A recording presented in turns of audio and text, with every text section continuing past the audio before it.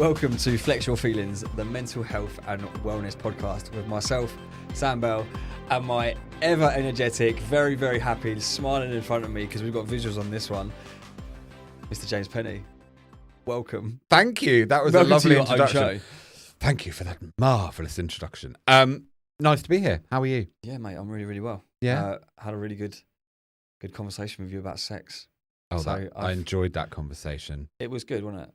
I mean, all these episodes are good. We love doing this. I've enjoyed the entire experience so far. Yeah, I mean, we've kind of said that this is going to be the last episode of one of the last two episodes of this season, if you like. Mm-hmm. So we chose to try and make the subjects.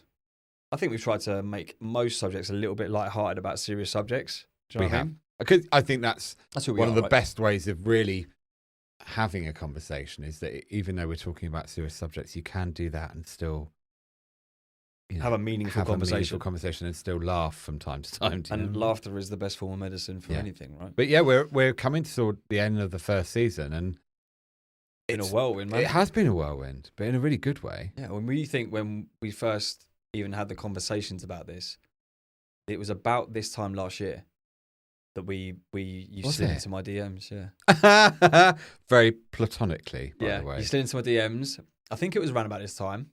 No, it was a bit later actually, a little bit later on in the month. And because I remember it was when I boosted one of my first posts on Instagram. And, did you? Yeah, Is that what it was? It come up as like a sponsored link on your thing, and you were like, "Oh, this geezer looks quite a happy chappy." I was attracted to your personality, and I was like, yeah, I was looking for someone ugly? to. No, you're very handsome. Thanks. But Boost that ego. I still need it. Come on, I might be really confident in myself, but it's still nice to be told you're by incredibly handsome. by one of my very good friends now, which is that's what we've become, haven't we? We've become mates. I think we have. Yeah, definitely. Mates that never talk to each other. Yeah, we talk to each No, other. I'm now and teasing again. you. Send each other 4-minute voice notes and never reply to either of Well, them. you So, love a voice note. I do occasionally, but It is what it is. It is what it is, and it's a great way actually to. I mean, God, can you imagine typing everything you want to say? Yeah. Rather than doing a voice note. No, thank you. But yeah, I reached out to you because I wanted to start a podcast with someone who is energetic and fun and intelligent, and I failed on that one. Joke. But I'm really happy the way this has gone because you're unapologetically you, I'm unapologetically me, and I love the fact that we have the conversations that we have. Yeah. That I wouldn't have wanted to do it with anybody else. No, and I think, we do this because neither of us knew what to expect on this. I'd been a guest on somebody else's podcast, but it was done via an app. So I was sat in my front room. Do you know what I mean? So I don't think either of us realised how much we would enjoy doing this. Yeah. And I think doing it together has made the experience, absolutely fantastic for me personally. But it's funny because we've got like regular listeners, if you like, and they're probably people that we both know personally. But one of the biggest things that they said from the minute is that the chemistry that we've got, like we bounce off each other and all that sort of stuff. And even Elliot said, it popped up on his Spotify this week, didn't it? And he listened and he was like, you two have got a knack for this. Like, you need to be on radio. And I was like, is he calling us ugly? Like, when I say, oh, you've got a real good face for radio. I'll have words with him after this. But yeah, mate, it's been amazing. And, it's mental to think that we've come off of a couple of conversations and we finally got to start it. And we're now at... And we're not done. Episode 12, that's it. But season 1 done. And it was kind of, let's dip our toes in, see if we enjoy it and see how we can do it. And we've got guests lined up for next season. And, mate, it's been great. But... this episode is going to be a get-to-know episode, right? Which you would like to think you'd do that at the beginning. Well, we did a bit. A bit. But I like to think about this as a ask me anything kind of thing. In the spirit of fun, getting to know one another, being as open and honest as we feel we can be. Yeah, it's just something a little different. I mean, we've definitely got like people that listen, and ourselves included, we've got to know each other through all the subjects. Absolutely. Massively. Like, we've both spoken about our personal experiences in a lot of things, and that's kind of what this is. I've said it on quite a few episodes, I'm not a fucking doctor, I'm not prescribing, I'm not saying you have to do this. This is our point of view, our life experience. Whether that makes us qualified to talk about it or not, don't give a fuck what you think. If you like listening to us. If you're human and you've exactly that.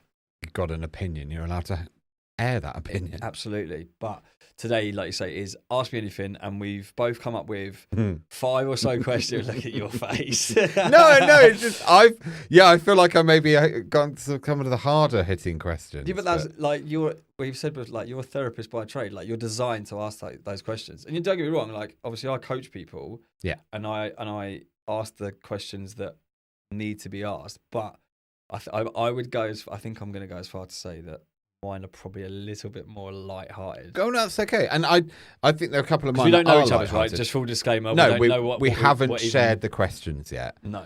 But over the course of getting to know each other, which you said, it was a great experience, and through the podcast, I've learned way more about you. Yeah. But yeah, a couple of things that it's amazing that you're still here now. You know all this shit. I know. I haven't left. Most people have gone, see you later. This geezer's a fucking nut job.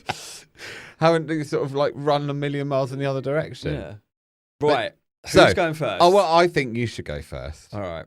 So this is Ask Me Anything. Okay, so I'm going to start it off with quite a very light-hearted one. Okay. Right, and it's something that I've actually asked people at work. Okay. And it's revolved around music. Right. Okay. So you've got 4 song choices to pick from right now. Right, hit me. Okay. The first one will be James Penny, The Stripper. What song is that? Oh. Okay, let me think. Do you want me to name all 4 categories? That's okay. No, I like the element of surprise. Okay. So, James the Stripper. Trying to think. I've walked into this strip club and I've gone, right, that's the male dancer that I want. Okay. And what track? What song is playing as you do whatever you're going to do, mate, to be honest? Whether it's a private dance or... Yeah, I mean, I'm here for it, but I'm just thinking that is a very niche genre. Maybe... I think it's something poppy, We're all to be acting honest. like he's never stripped before. We've all, practiced that in our bedrooms, haven't we? Am I the only one that's like... I mean, my stripper song I think it's something poppy, definitely. So I'm just getting to it. Something poppy from the noughties. Just trying to think. Maybe like Liberty X. Okay. Just a little bit. Really? Yeah. We'll go with that one. Yeah. Nice. Your second song. Okay. Is your karaoke song, your go-to. Yeah. You're out with your mates. I'm going karaoke for my birthday, actually. I love karaoke. But you haven't invited me. Well, I haven't fucking planned it properly yet, but you've ruined I'm busy anyway. I'm doing my hair. Cool. Yeah, and he's doing. Oi! Just because you've got a freshly cut hairdo. So yeah, your karaoke song, which go-to? Oh, God. I do like karaoke, and I have sung karaoke on many occasions. But do I have a go-to? I think it would probably be... Cher, Turn Back Time. Oh, that's so good. I really rate that. And I would also almost pay to see that. Almost. Well, I'm quite happy to take money if you want a private performance. Of the karaoke or the Of the karaoke. Okay. And third but not last, right? You're a boxer, you're a fighter. So yeah, I am. The fucking A, brother. Your ring walk song. That song that as you walk from the changing rooms to the ring and the stadium. I get it. It's got to pump you up. Yeah. Penny.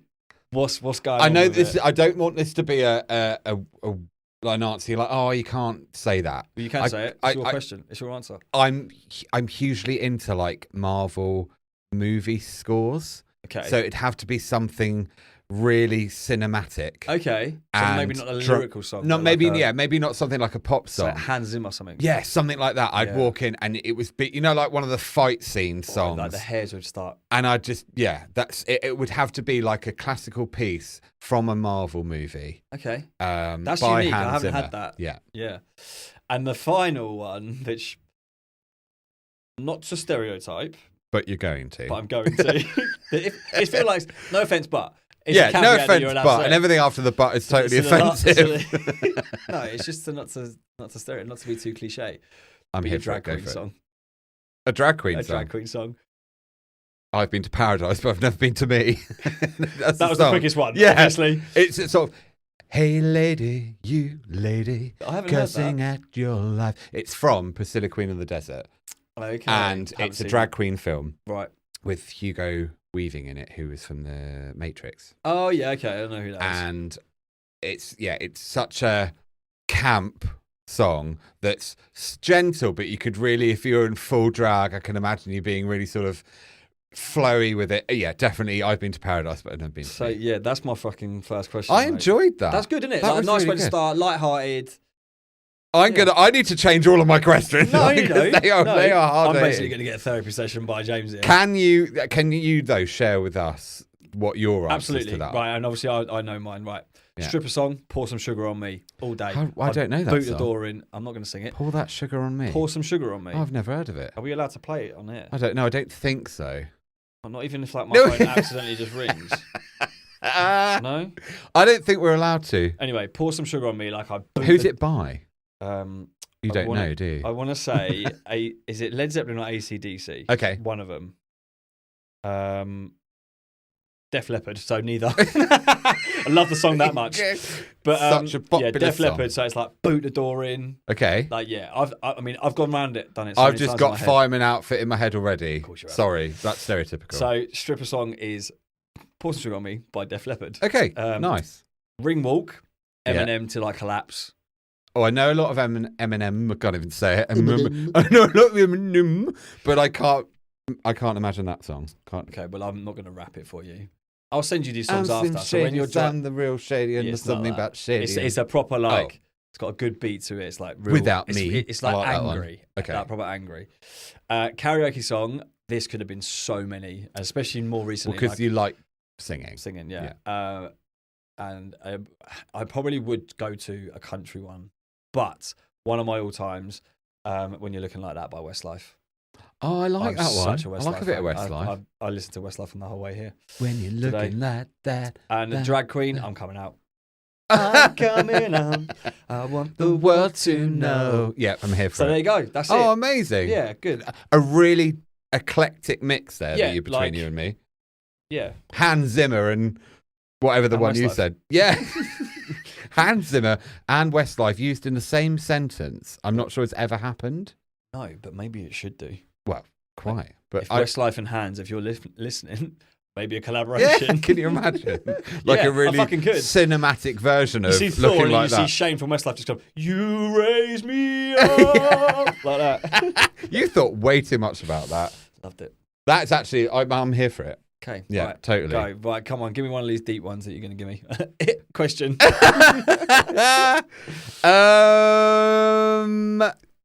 Don't hold back. Come on. I'm not going to. It's just I really enjoyed that one. So I'm going to change the tone a little bit and just go in.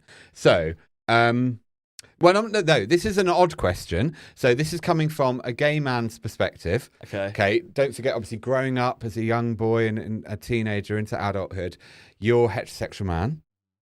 And Some may disagree with that. I am, full disclosure. You are heterosexual. I've always wanted to know, and this is about... So this isn't about me. Well, it's about you, your opinion, but also maybe you can speak on behalf of... Because you will have other heterosexual men friends, right? Mm-hmm. Do you feel uncomfortable when gay men talk about anal sex in conversation? I'm fucking for it, man. Are you? Because I'm really pleased to hear that. Though. Would you have been? 100%. I think that's my point.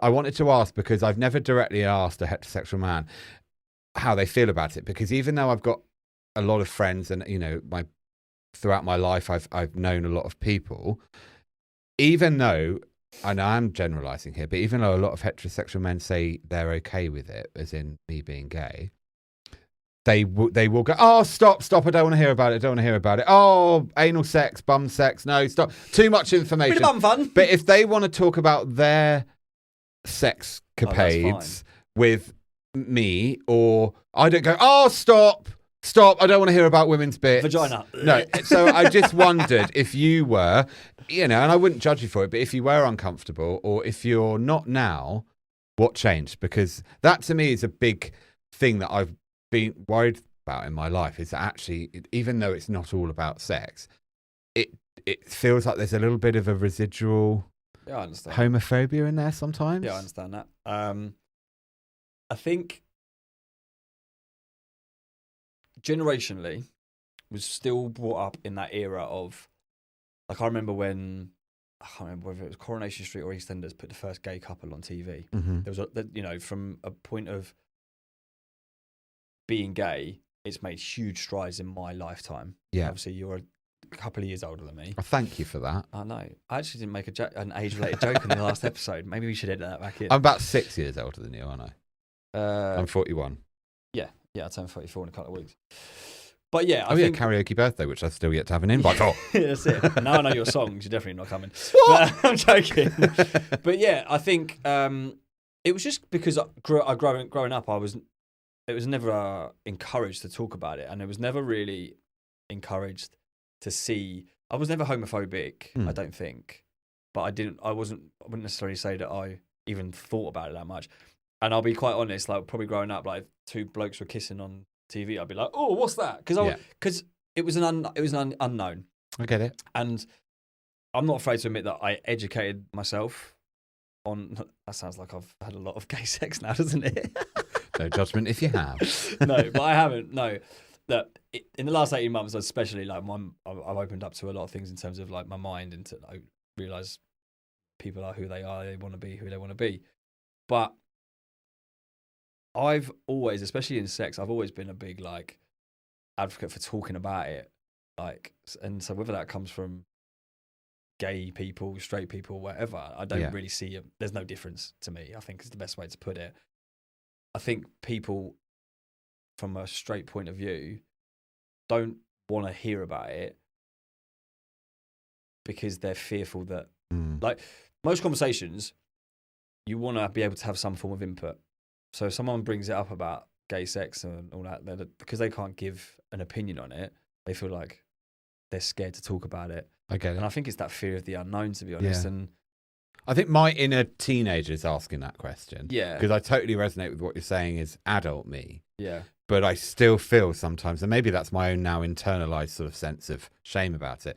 But I think talking about sex, as we've done in another episode, is very healthy. But I just wanted to ask directly, you know, is it still, do you think, a thing where even though people are much more liberal in their thinking, that it's for heterosexuals, it's okay to talk about sex, but then maybe it's still a bit taboo for gay people to talk about sex? I think you are right. But I'm a big believer now that if somebody else is uncomfortable talking about it, that's a them problem, not a you problem. Yeah. You should definitely never, ever suppress what you want to talk about because somebody else might feel a little bit uncomfortable with it because they haven't done the work on themselves. Like, if you're that closed off about that, you're so narrow-minded, that speaks volumes to me now as the person that I am now that, hey, come on. Like, do you know what I mean? Like, you're just a human being, mate. You're a human being. Yeah. Like, so, yeah. But I do get it. Like, you know, so you maybe did feel uncomfortable, but it was because of maybe not knowing much about it. So maybe some sort of understandable ignorance because it wasn't in your kind of and also it was in your life. So it was.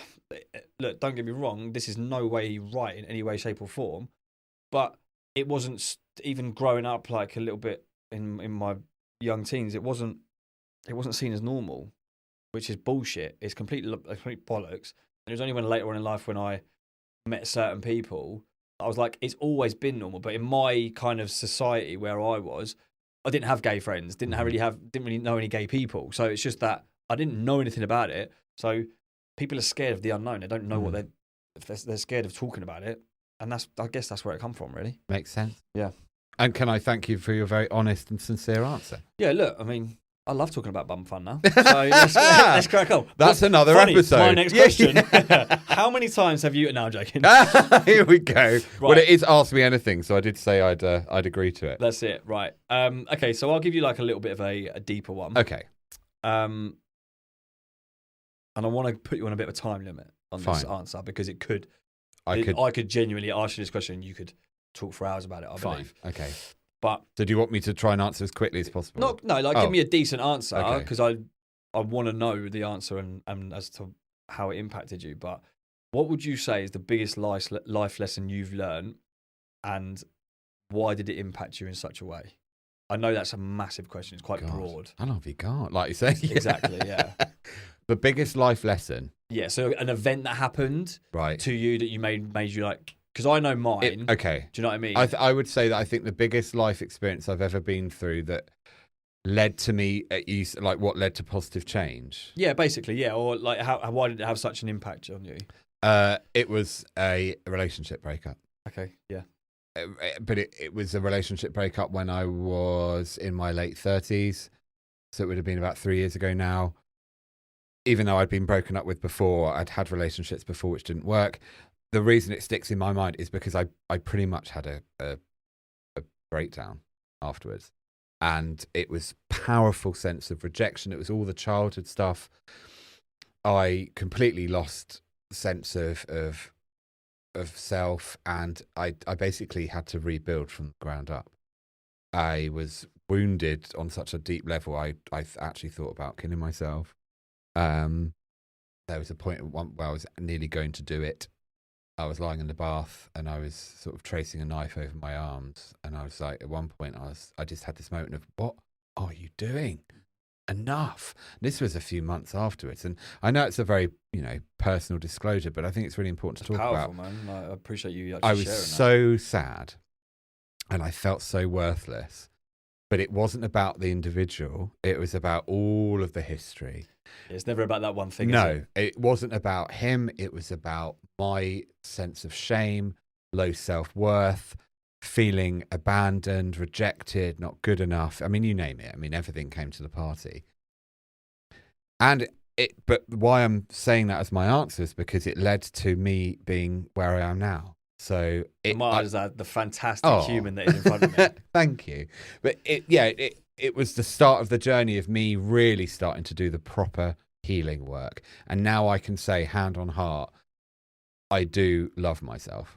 Oh, mate, that's fucking amazing. Yeah, that's but amazing. If it hadn't happened, I know we can't. It's like no one's got a time machine, and no one knows what's coming. But one of my questions. Yeah. Oh, have you? Oh, sorry. But yeah, it was transformative for me, and I put in the work. Yeah, I mean that's evident from the way you've just spoken that you felt, and to sit in front of you now as this person. I didn't know you back then, but if you were the way you were describing it, I mean, chalk and cheese, right? Friends were very worried about me. I couldn't hold a conversation. I couldn't work. I remember the day that it happened, and my ex, who by the way, I've got nothing but powerful, strong, happy feelings for now. We don't speak, but I wish them nothing but happiness. There's no sting left anymore because it wasn't really about him. But I literally collapsed on the floor, and my friend had to come over. I was in my dressing gown and scoop me up, took me back to theirs. I stayed at their house for 3 days. One of my friends gave up their bed for me, and I just made it from the bed to the sofa, and then they just fed me. Hopefully, occasionally to the school. Yeah, yeah. I obviously was still able to do that, but they actually looked after me like I was a child. And on some occasions, one of my friends, who is a heterosexual male, sat next to me and just held my hand. We didn't say anything. I was crying. I was crying a lot. And he just held my hand and came and kept giving me cuddles. And it was just the most profound act of compassion that I've ever really experienced from anybody. And yeah, it's making me feel quite emotional, but it was hugely transformative. I'm glad I got to there for you. Yeah, but it was profound, and I've healed fully from it now. Yeah. And who I've become, should I say, as a result of that, is somebody that I'm actually really proud to be and celebrate. And yeah, like I said, I do love myself now. I love that, and I've hit my own rock bottom, because that's what you're talking about, innit? Like that proverbial rock bottom moment of where you spoke about your bath situation. I've had my own situation where I felt like doing something along those lines.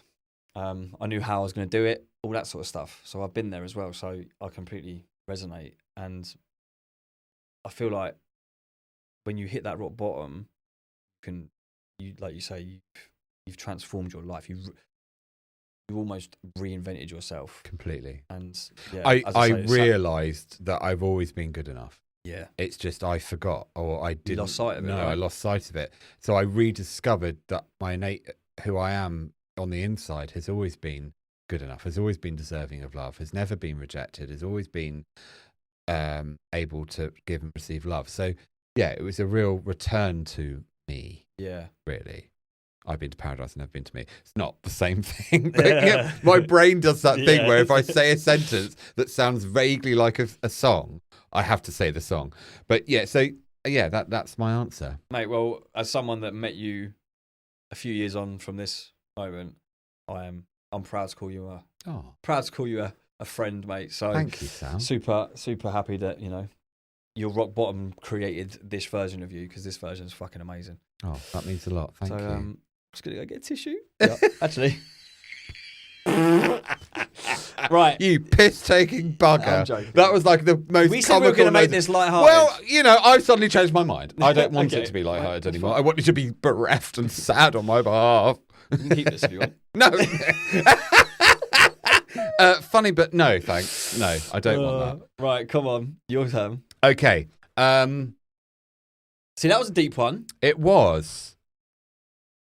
And I'm looking at the rest of my go, yep, so maybe that's also quite deep. And yeah, we'll do it. Yeah, but we can... But I want to put a light-hearted one in there as well. So, I've got 6, actually. I just realised I can't fucking count properly. Oh, that's just... Well, I'm sorry, you can't have 6. Oh, right. The rule and the agreement was 5. That one's done. Yeah, but that one's quite easy.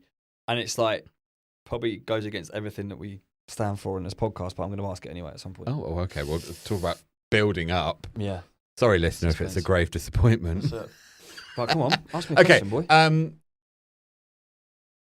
Read it. Because you're going to think of a different one. I am thinking. Okay, I can't believe you caught me out on that one. Yeah. I was like, I'm thinking of a new question on the ceiling. Okay. Am I going to need to call my therapist ready for after? What's your opinion on monogamy, and do you think that you are built to be monogamous? Right. Be honest. I've cheated in the past. Okay. So clearly I had some form of idea of monogamy. Didn't really maybe value it. Okay. Completely wrong, in my opinion, cheating. Okay. Like, no one deserves to be cheated on. Okay. Whether that's a text message or anything, that's what I class as that. Monogamy, yes, I believe in it. Okay. I do believe that you can have a monogamous relationship with someone that you are truly and utterly in love with. I think that relationships are fucking difficult, and being non-monogamous, is that what? Yes, it is. Fucking get in that. Get up. It's a very. I think if you're thinking about doing that, there's a lot of steps that you can do before you fucking do it, because it's an easy way out, or it's an easy way to fulfill your need for whatever it is you're looking for, rather than actually doing the work and having that conversation and going to therapy maybe and doing that kind of thing. Mm-hmm. Yeah, so especially as I've got older, I think the excuse of, people are young and they can, they make mistakes and stuff like that, I do understand it. But if you're not monogamous more than once, it's not a mistake, it's a fucking choice. That's my opinion. Yeah. So, yeah, I think monogamy... But monogamy, I think... I just want to know personally, do you think you can get everything from one person? Do you think monogamy is for you? I think if you've met the right person, yeah. Okay. Because, I'm going to sound like a right sop now, which is fine. But the whole thing of marrying, being with your best friend, like, that person should and could be everything for you. Don't get me wrong, there's still certain things that you're probably going to talk to, like, from a heterosexual point of view, I'm going to speak to probably my male best mate about, or there's certain other things that I might talk to somebody else about. But I would always be confident enough to say to my partner, whoever that may be, and be like, look, I've had a conversation with this person first. This is why I did it, because of this is how I felt. But now I want to talk to you about you. So I think that person can be everything. Yeah. And especially I think when people talk about monogamy, it's mainly based around sex, right? That's my understanding of it. Mm-hmm.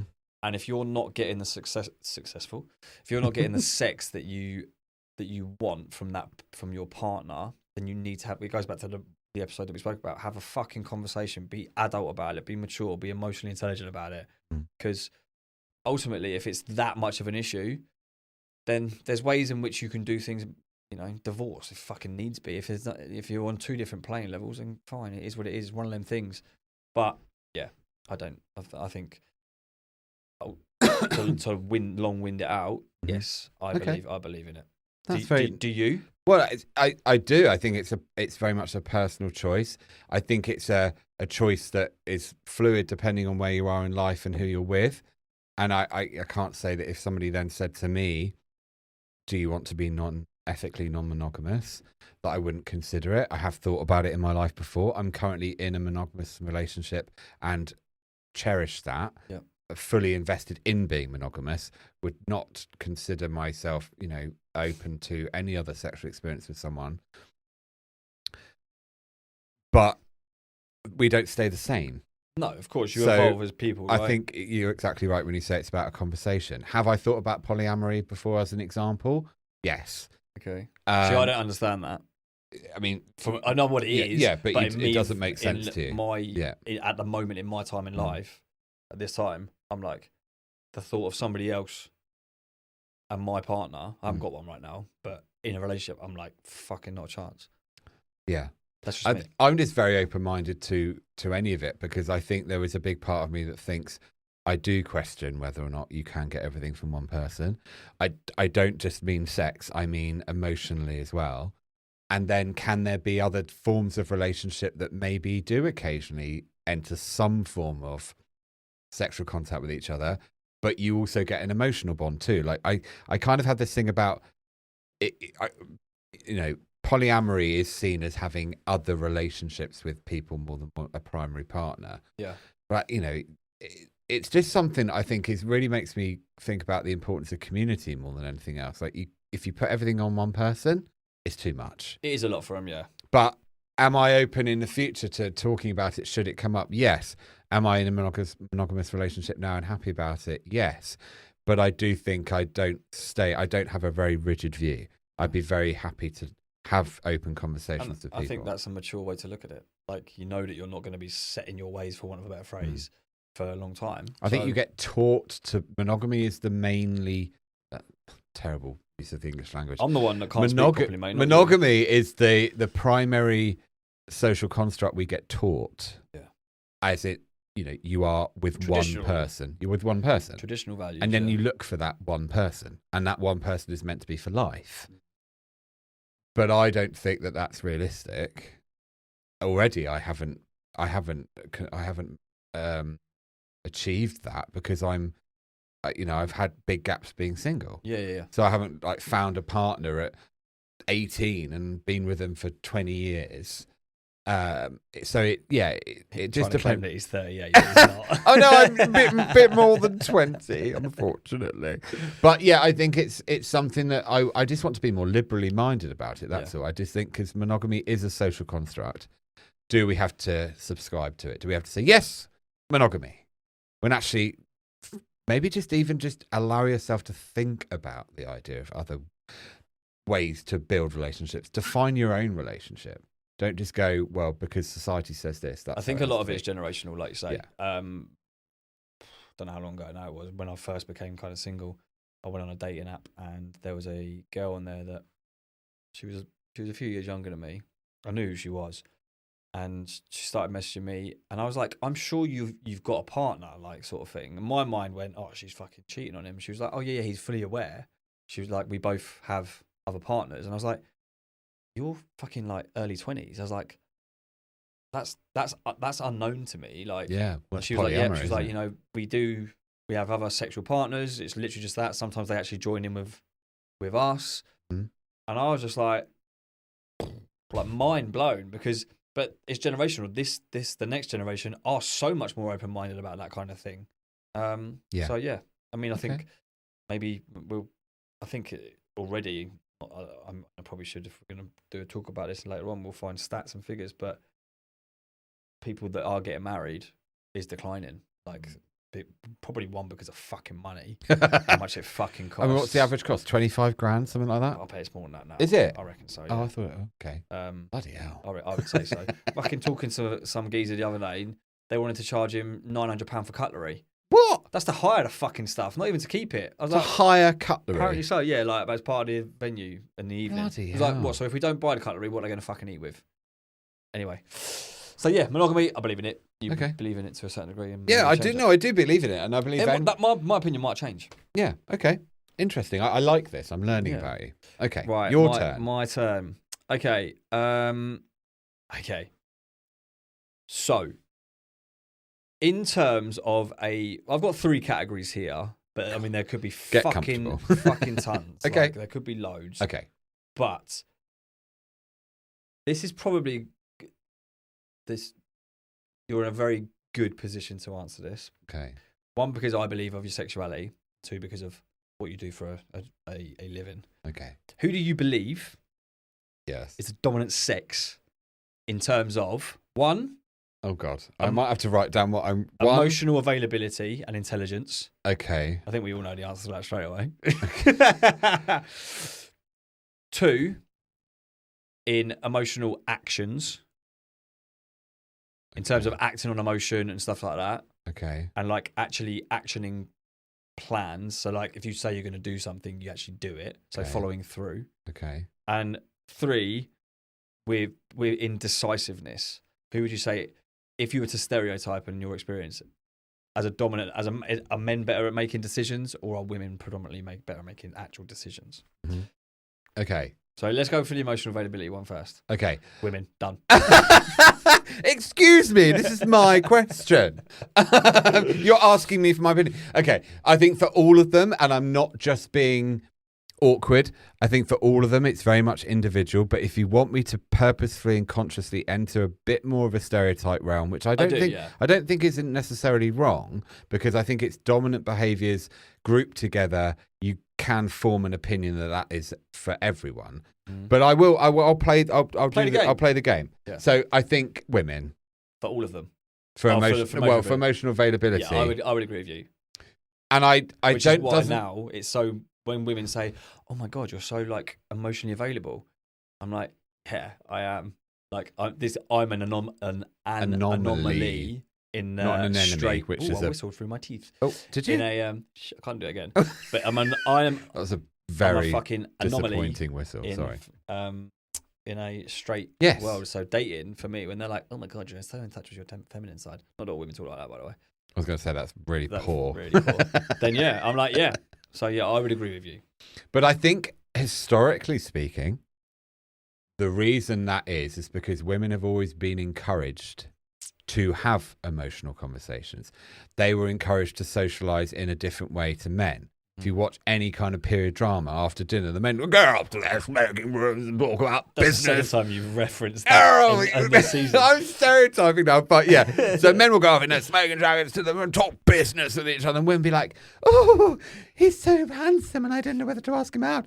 That's not how women talk either. No, I know, but they'll talk about sewing and shit. And I know that's a huge stereotype. Baking, sewing, and making babies. I'm talking historically, right? But I think women were always encouraged to have closer emotional relationships.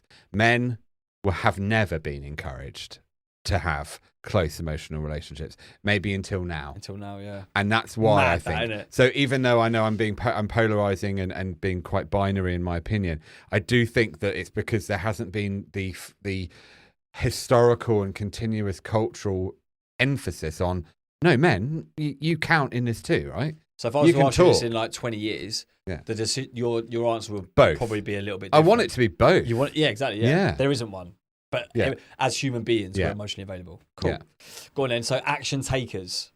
Well, I'd say men. Because I mean, you were building me up for that anyway. You were like, when I say emotional actions, I mean when you say something, you're going to do it, right? That's yeah. I would say probably leaning towards men. Why do you think that? Because maybe men are more solution focused than women. I would agree. And I think there's probably some part of that's neurological is the word I'm looking for. Like, I think some part of that, there has been some evidence over years of research to suggest that men are more logical and action and solution focused rather than women. Yeah. And I think it's the left side of the brain that does that. Don't quote me because I'm not a neurologist. Well, you've got a 50-50 chance. Yeah, come on, be the left. But I think it's that, basically I think there's some of it that's biology, but also because I think men still have a expectation that they are doers. they should be doing things. They've got to be, they've got to be able to DIY and construct things and make plans and execute plans, whereas women are seen for some reason as slightly more passive and the nurturers, and men are the labourers. And so I'm not saying it's right or wrong. I'm just saying I think men is the answer to your question. I've set this question up to be relatively stereotypical. You've set me up to fail, haven't you, Sam? That's what you've done. But no, I agree with you. My life coach, one of the biggest lessons I learned, and whether people believe this or not, is that most men need some form of purpose, and it is that action. And one of his mottos is do what you said you would, because there's something so powerful in actually completing a task that you said that you were going to do. And Agreed. As men, we've spoken about it, that proverbial animal to hunt. We need something to aim towards. Yeah. That's why I kind of stopped therapy, because she kind of contradicted that at the time and was like, what if you just stop? And I was like, I don't want to. Anyway, different subject.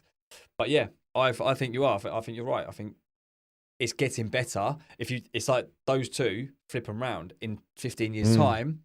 You would like to think it will be almost 50-50 again. Yeah, same as the emotional. I mean, we want there to be no gap and there to be no, I guess, binary view. We want it to be just a human. All human beings are able to be action orientated when they put their mind to it. Yeah. But I think if you were to stereotype and go into maybe what's more prevalent, is I think men are. Okay. And then the final, decision making is similar to the action taken. Yeah, well, I think you said indecisiveness before. Yeah, decisiveness. Like, who's a more... Once they decide something, I'm going to use the word stubborn, but it's basically that, like, I've decided this, so that's happening. Oh, I don't know. I think my experience, men and women can both be very stubborn. I think, but I think I'm. You can sit on the fence for this. I am sitting, but I think you're. Tell me what your opinion is, because I think you might be saying. I women. think men. Oh, men. I think men are far more stubborn. Oh, interesting. But they blame women for being stubborn.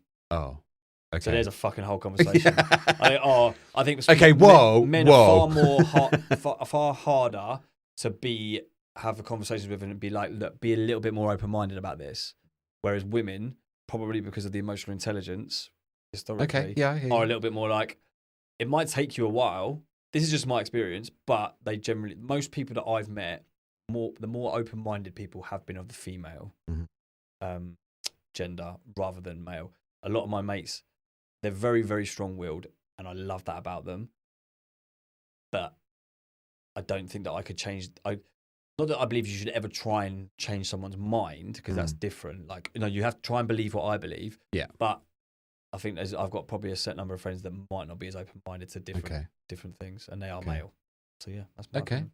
Well, that's very interesting. I like the style of your questions. You're kind of giving me a question and then there's some parts to it. I'm good at this. Like there's a 3-part question there. Yeah. Loving it.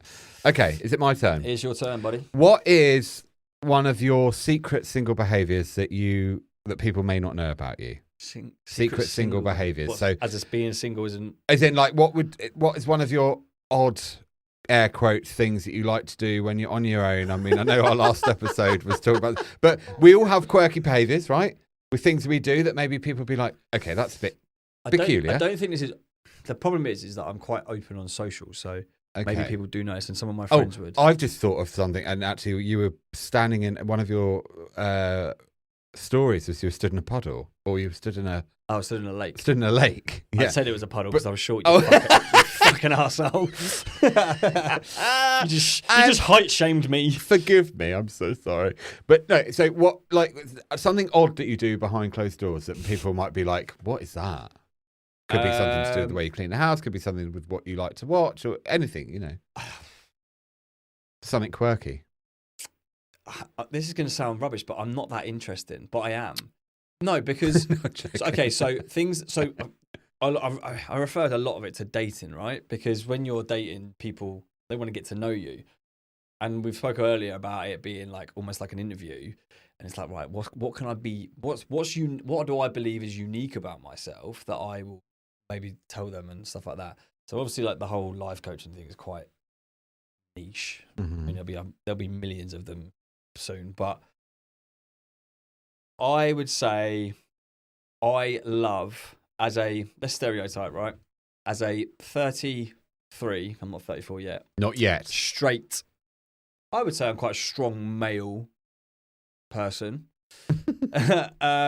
I fucking love like a face mask and skincare.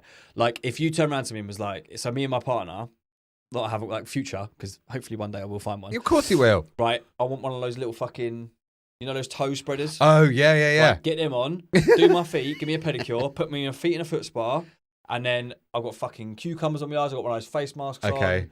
Like I will lay there and be the biggest queen ever. I'm loving it. That's probably like that. And then, but also, whilst that's happening, I've got some amazing country music playing, which is not that uncommon anymore. Actually, no, fuck that. If I'm being a queen, Cher and Celine Dion are playing in the background. And then, when the cucumbers come off, right? Cucumbers come off, I'm then putting like The Notebook on, and we're going to sit there, and I'm going to drink like a chamomile tea. Yeah. And yeah, that's probably it, really. So like self-care, and I would still do that on my own, as you say. Yeah, I would happily like. Hair up in a towel. Yeah, I mean, I haven't got any hair anymore. I know, cut it all off. Yeah. But yeah, like, you do it for the whole look. That whole routine thing, skincare. Like and look, there's people making absolute millions through men's skincare products now. I've worn makeup as well, so there you go. There's another thing. I don't like do it now. No shame here, no judgment. You know, when you're dating and like you got a spot and it's like, Mum, where's the concealer? Yeah. God, yes. Tinted moisturiser used to be my go-to. Yeah, that's it. Yeah. Not anymore. That'll probably be mine. What's yours then? Occasionally, I like to wear high heels and walk up and down my hallway. Oh, I mean, I fucking knew that anyway. Piss off. You've told me in an episode. Have I? Oh, yeah, I did, didn't I? You're fucking just making me out to be like this stereotyping prick. No, I was teasing you. Let me think of another one. I have a very specific hangover food go-to. Oh, so do I. But it's odd. It makes no sense. So does mine. So I like to I don't like to share. So when I'm hungover, don't go near the food. I barely share food anyway. Don't go near the fucking food. It has to be a family-sized packet of sweet chili sensations. Top tier Tex-Mex dip, and I will gouge the fucking dip out. Yeah. Right, there'll be nothing left. Yeah. A pack of Leerdammer cheese slices. Yeah, I'm yes for all these so far. And a 5-pack of pepperonis. What flavour? The traditional green ones. I like the black ones. And for sweet treats, running up 6 jam tarts. Top tier. But it has to be those foods. Do you want to know mine? Yes. Right. It doesn't matter, but a salty meat. So you know, like right. Like if I'm hungover. I think the saltiness comes from obviously when you're dehydrated. So yes, of course it does. Of course it does. The meat. So get down the old hot rotisserie can. So quite similar to a pepperami or something. Yeah, so something like that. So something meaty. But you know those ham shanks or gammon joints that you buy? Yeah. Right, get me one of them. Yeah. But also, this is weird. Okay. Seafood. Oh. I crave like time. prawns, like fish, anything that's like.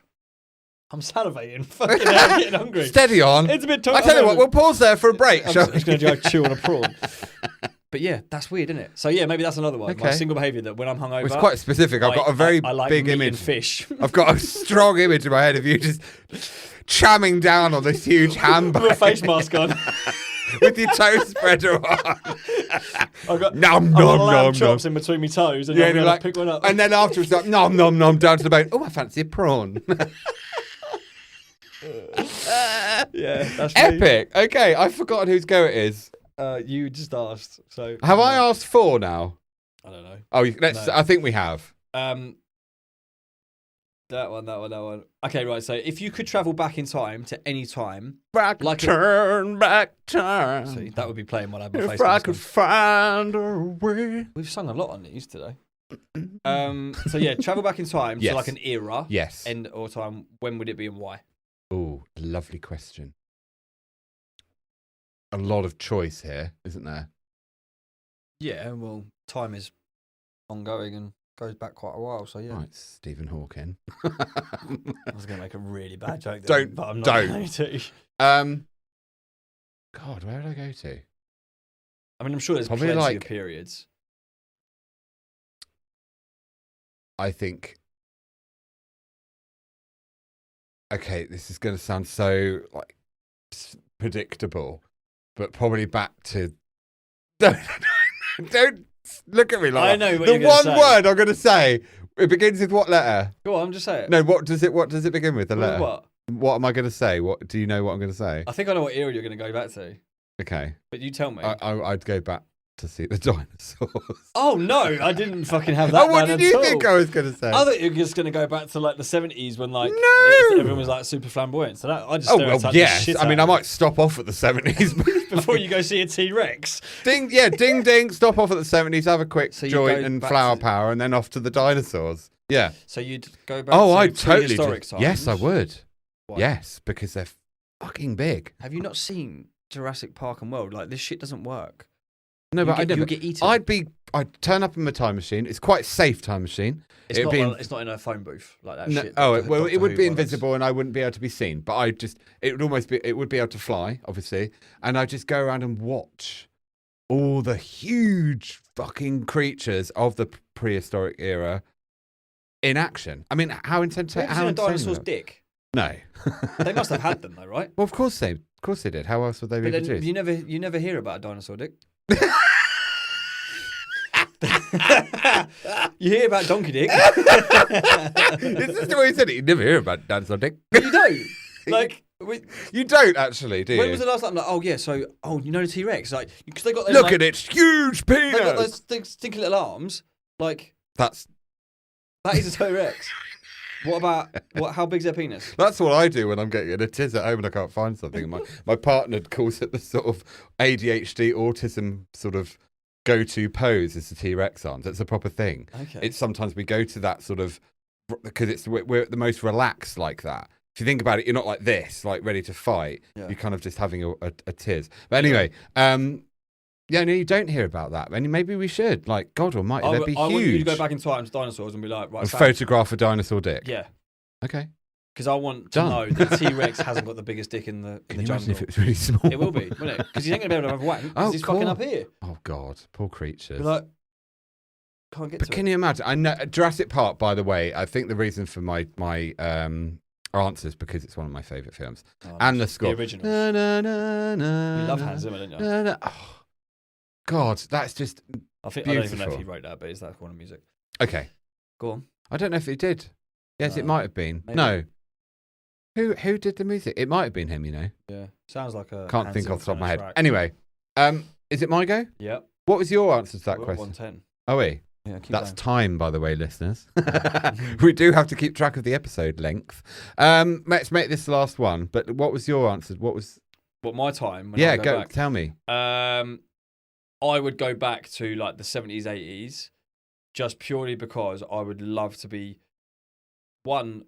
Ironically, tried to buy a gig ticket this morning. Like £180 for a fucking gig ticket is fucking disgusting. That is disgusting. Like, I was so angry I could spit. Right? And yeah, like go back to like. So have you seen the film Rock of Ages / the musical? I think so. Go back to that era where you could go into Black? like. He's in it, yeah. No, he's not in it. Oh. No. I'm thinking it's School of Rock, sorry. Yeah, no. Tom Cruise is Stacey Jackson. Okay. No, I haven't Brilliant seen it. film. And great musical. Been to see it a couple of times. But I'd go back to that era where you could queue up, you'd wear your fucking leather and all that shit, and then you'd have your big hair. You'd go to a bar and you'd see all these bands play, you know, for next to fucking nothing. I think it would be amazing. It was a real free-spirited era, right? So, yeah, that's what I love that answer. It's not actually that long ago. No. I mean, it is. Quite a quick ride, wouldn't it, in the time machine? So to speak. But are we here already? Right, yeah. I've got to go all the way back to the dinosaurs. Yeah, but your time machine's going to do it like that, so it's not like, oh, fucking hell, I've got a 12-hour fucking 12 commute. Fucking year commute. Okay, the last one is just something I've picked up on, okay? So this is personal about your way of processing things. Oh, we'll be fucking I know, and I'm not therapizing you, I promise, but my last question, because I can't remember how many we've done, but I think this is my last one. Nah, I went first. You got one after this. Have I? Because I've still got one more to say. Oh, that's the 5. It's just all about you, isn't it? I've written this many questions. I want to ask more. Okay, my one is, do you actually feel a little bit uncomfortable about sitting in your feelings? So he wasn't going to therapize me. I lied. It's just a hunch, and you have said on a couple of occasions certain things still. Like, don't get me like. I'm going to say this right. I'm very, very proud of myself. How far I've come. However, stop it. However, I have still got so much further to go. That's very honest. And I, by the way, can I just say, like you said to me earlier, you know, I'm hugely proud. I know I don't know you that well of how far you've come, and you're an exceptional human, and clearly have done an incredible amount of personal development work. And I think, you know, that's a brilliant achievement. No, I appreciate that. I mean, I think if you look at the people around me now, don't get me wrong, I've still got some of my oldest, dearest friends that are around me. They probably still haven't seen the whole emotional change because I may not speak to them about those kind of things, so they don't get the opportunity to see how much I've grown in terms of, like we spoke about earlier, like emotional intelligence and being in touch. But like my friend Emily, she's going to love it. Emily Doe. I shouted her out a couple of times. She was buzzing when she was listening. Yeah. She texted me. She's like, she's not on my camera, but she's on that camera. She's on all of them. Emily, you here? But she's only known this version of me. And she's like, I can't imagine how closed off you were. Because me and her talk, you know, those people that come into your life and like, I think we've known each other like just over a year now, but that doesn't compute with me because I'm like, how is this person like, she's basically my best mate. She knows this version of me, and like it doesn't seem like it's that short of a time. It feels like it's an absolute lifetime for all the right reasons, you know. Sign of a good friendship. Yeah, exactly. And she knows everything about me. I talk to her on a level that I don't talk to anybody else on. There's no judgment, and she's like, "You're so in touch with how you feel, and you're so open about it." But I wasn't. I was the most closed off. Like I've literally lost a relationship because I had zero empathy, couldn't fucking talk about my feelings, and the only way in which I could deal with it was to act out via drinking, sex, all those sort of stereotypical things. And now, yeah, I'm very, very comfortable talking about it, but I've still got I've still got a long way to go. Are you saying that there is a part of you that does find sitting in some emotions some of a them little bit still, difficult? Yeah. Okay. Thank you for your honesty. Yeah, I feel like talking about owning my past and like my mistakes, I find that quite easy because it's an action. It's holding myself accountable, which I massively believe in. I'm like, yep, I did this because I did this.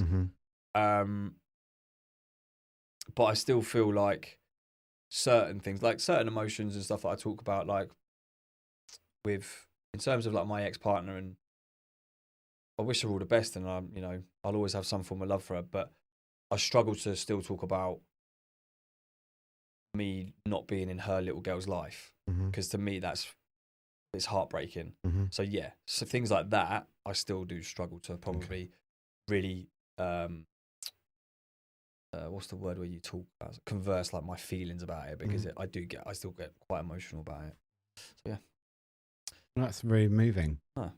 So yeah, but then I believe everyone should be in therapy. Doesn't matter if, like we spoke about, rock bottom. That's when people go to therapy, because they go, it's a reactive situation, right? And albeit I've said that I've come out of therapy at a minute, but I literally had therapy the other day due to something that's happened at work.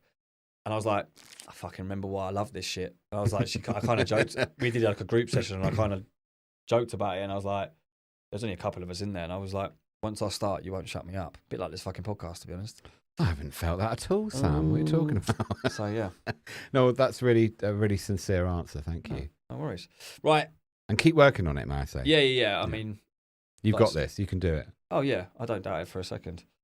Right. This is actually something that is it the last question from you? Yeah, but then I do. Yeah, I won't put that one on there.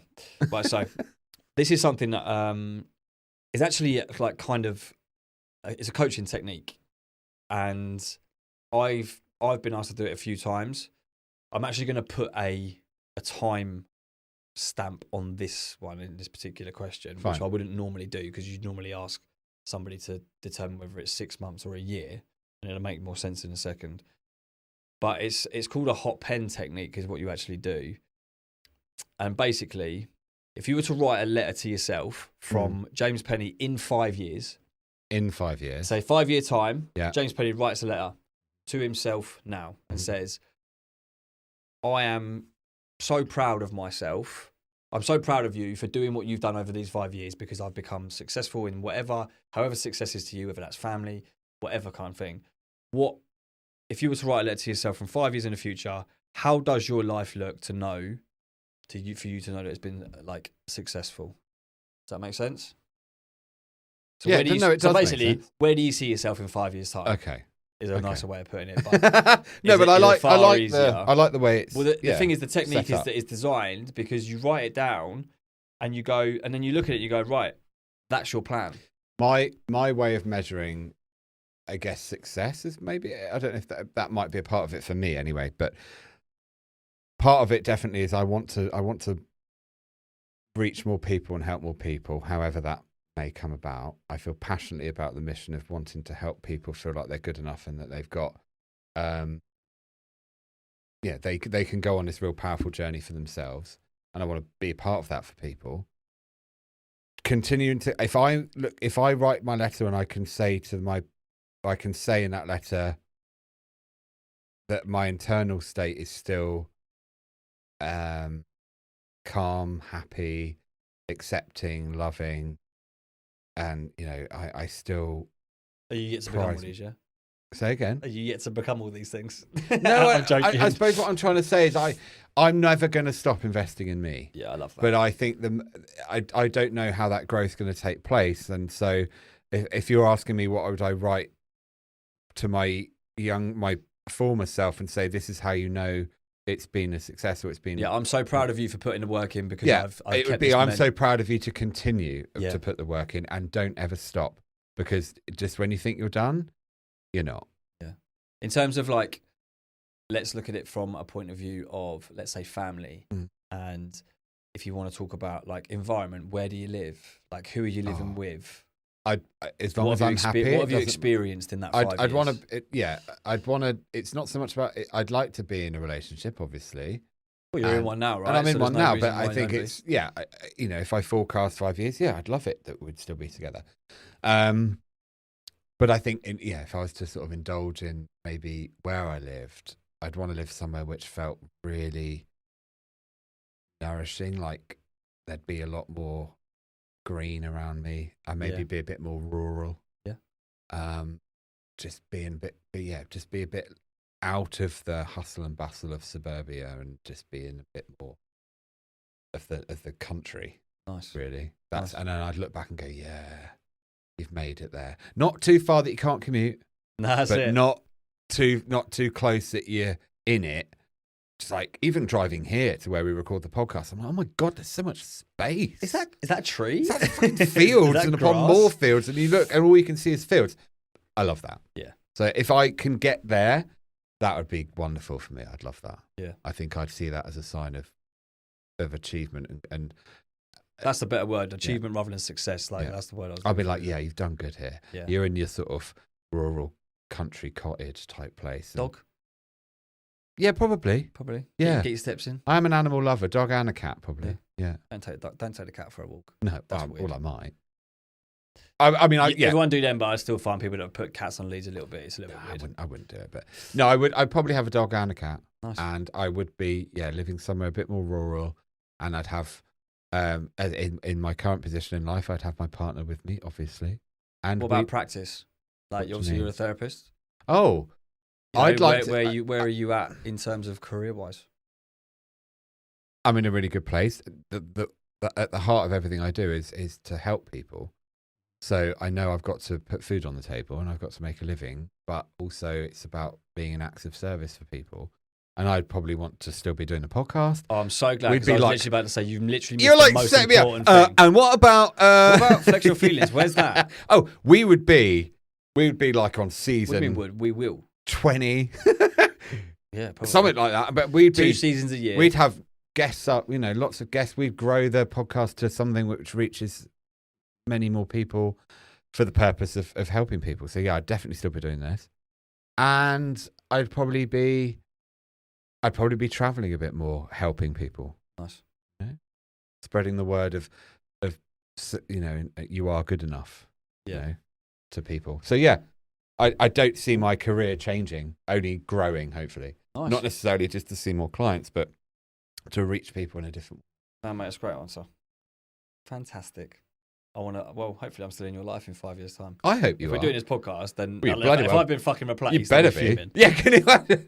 Yeah. Anyway, if you go back a few seasons, Sam was our co-host, was my co-host, but now we've got someone new. Yeah. You and Elliot sat here. Like, cheers. Elliot and I are already conspiring and be like, how can we get rid of Sam? I think we can push him out the door. No, it wouldn't be the same without He's yours. not that big. We could probably pick him up and throw him. Quite sure. But yeah. But your last one, mate. Okay.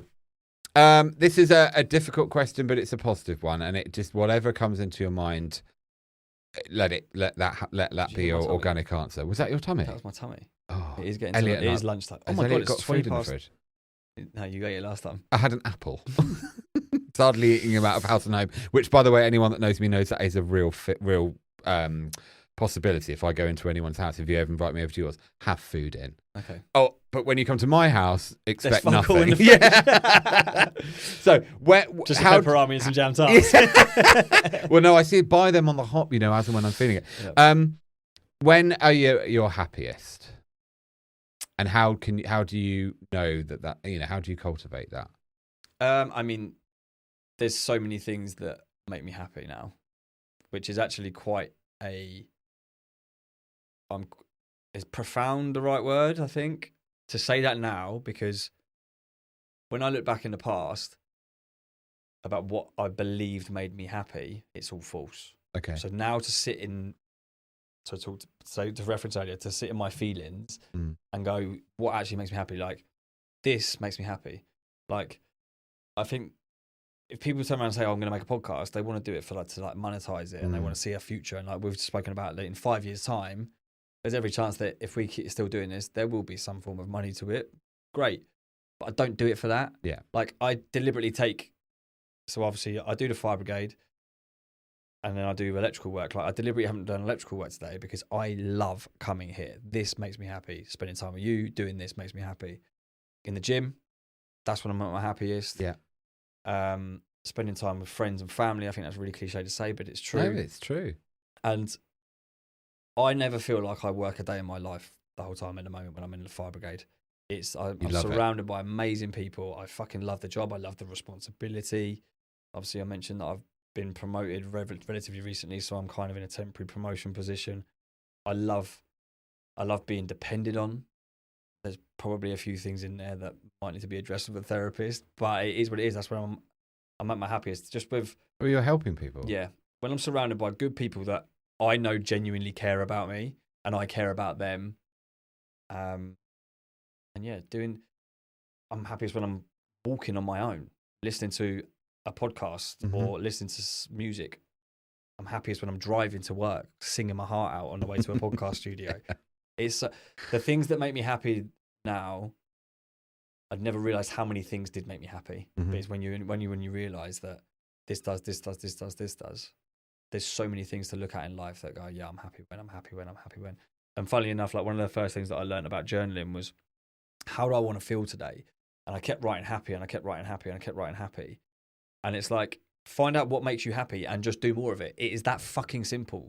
And clients that I've had that come to me are like, I keep writing happy. And I'm like, what's wrong with that? Like, one, you're not designed to feel happy all the time. It's an emotional state which passes, right? Yeah.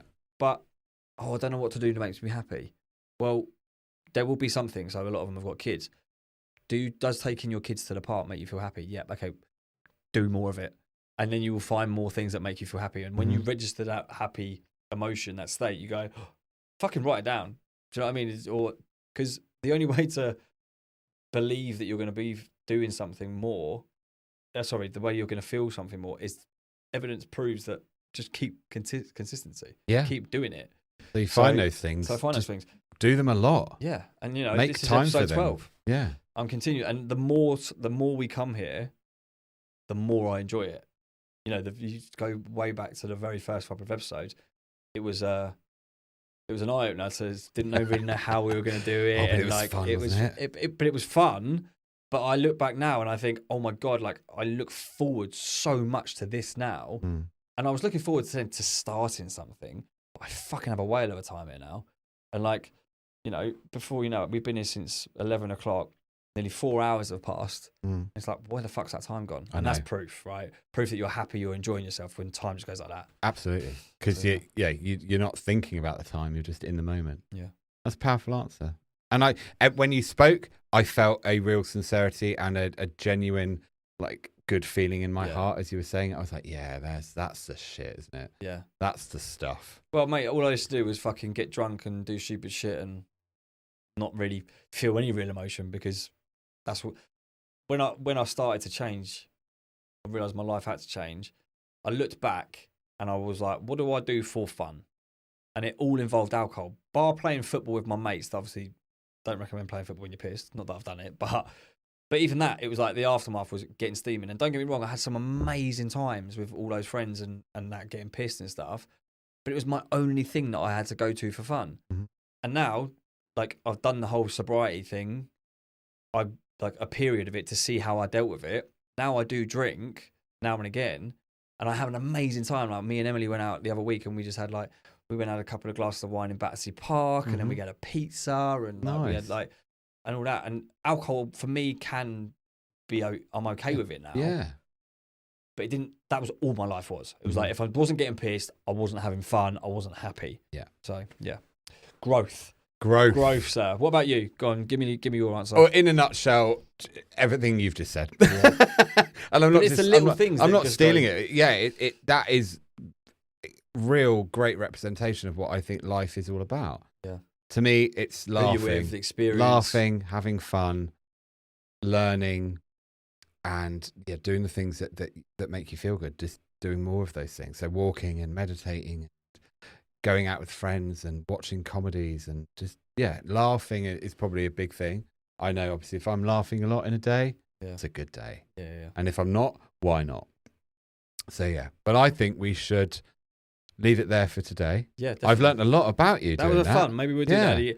Once a series, we'll do Ask Me Anything. Yeah, and it'll closely get more and more of a feeling, I would imagine. Yeah, definitely. But how can people find us? Instagram, like I say, the visuals are going to be starting going out as well. We're going to try and put some more content out there. Yes, please. Flex Your Feelings. Yes, that's it. And we'll be back for season 2 very soon. Yeah. Mate, been an absolute pleasure. Absolutely. I feel exactly the same way. And thank you so much for being part of this. Yeah, you too, man. See you soon. Later.